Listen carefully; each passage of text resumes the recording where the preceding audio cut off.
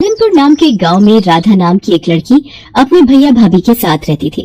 राधा की भाभी कमला स्वभाव की बहुत खड़ूस और अत्याचारी थी। वो चाहती थी कि राधा की शादी किसी भी ऐरे गहरे से हो जाए, तो शादी का खर्चा करने से वो और राधा का भाई दोनों बच जाएंगे। इसलिए वो राधा के लिए रिश्ता ढूंढती रहती थी। एक दिन कमला बाजार जा रही थी।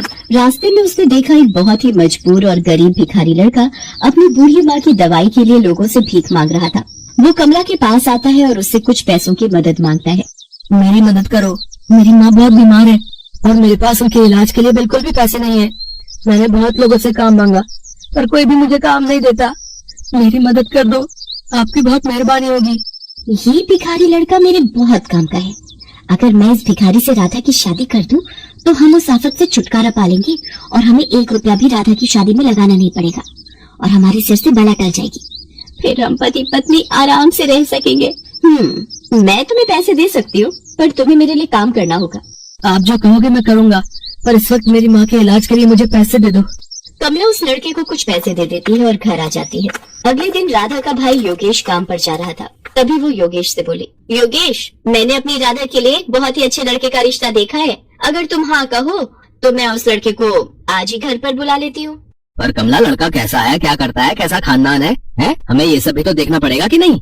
बस आ गई ना वही बात तुम्हारे दिमाग में। तुम तो सोचते हो कि मैं कमला की भाभी हूँ। माँ होती तो वो उसके लिए अच्छा रिश्ता ढूंढ कर लाती। रहने दो, तुम तो मुझे अपना समझते ही नहीं हो। भला मैं अपनी राधा के लिए कोई गलत रिश्ता ढूंढ कर थोड़ी ना लाऊंगी। नहीं, मेरा मतलब वो नहीं था। अच्छा ठीक है, शाम को तुम लड़के को घर पर बुला लो, मैं जल्दी घर आ जाऊंगा। है कमला जिस लड़के को घर पर बुलाती है वो कोई और नहीं बल्कि वही भिखारी लड़का था जिसकी मदद उसने बाजार में की थी। उस लड़के का नाम सोहन था। ये सारी युक्ति कमला की ही थी। उसने सोहन को अच्छे कपड़े खरीदने के लिए पैसे दे दिए थे ताकि वो देखने में अच्छे खानदान का लगे। सोहन तैयार होकर घर आ जाता है। सोहन की मजबूरी ये थी कि वो एक गरीब भिखारी था और कमला ने उसकी माँ के इलाज के बदले में जो शर्त रखी थी वो उसे मजबूरी में माननी पड़ी। सोहन की दूसरे शहर में एक बहुत बड़ी पोस्ट पर नौकरी लगी है। सोहन, पगार कितनी दे रहे हैं? जी वो 50। हाँ, मुझे याद आ गया। तुम्हारी माताजी से मेरी बात हुई थी। 50,000 रुपए। बहुत बढ़िया। तो कब जाना है तुम्हें? अगले हफ्ते निकलना होगा और माँ की तबीयत ठीक नहीं रहती, इसलिए माँ को भी साथ ही ले जाऊंगा और अब से वहीं रहेंगे। मैं चाहता था कि शादी अगले 2 दिनों में ही हो जाए और मुझे दहेज में कुछ भी नहीं चाहिए। तुम्हारे उच्च विचार देखकर मैं बहुत खुश हूँ सोहन बेटा, पर इतनी जल्दी हम कुछ तो तैयारी करना ही चाहेंगे। राधा मेरी इकलौती बहन है। अरे आप भी कैसी बातें करते हो? हम भी बेटा दहेज लेने और देने के बिल्कुल खिलाफ हैं। शादी अगले 2 दिन बाद ही होगी। कमला ने सोहन को सब कुछ समझा बुझा दिया था। बेचारा सोहन, उसे झूठ बोलना पड़ रहा था। योगेश भी उनकी बातों में आ गया और राधा की शादी सोहन के साथ हो जाती है। थोड़े बहुत कपड़े और सामान लेकर राधा अपने मायके से विदा हो जाती है। पर शादी के बाद सोहन राधा से कुछ भी नहीं छुपाता। वो उसे शुरू से लेकर आखिर तक की सारी सच्चाई बता देता है। और ये है सारी सच्चाई राधा। तुम अगर वापस अपने भैया के पास जाना चाहती हो तो मैं तुम्हें नहीं रोकूंगा। कमला भाभी ने मेरी शादी भले आपके साथ किसी भी तरह की हो, पर आप मेरे पति हैं और माँ जी मेरी माँ है।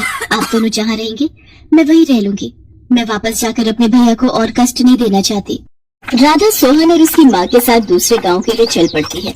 राधा के पास जो थोड़े बहुत पैसे थे वो खर्च हो गए। सोहन और राधा मिलकर गांव के पास ही एक झोपड़ी तैयार कर लेते हैं और राधा अपनी सास और सोहन के साथ उस झोपड़ी में रहने लगती है।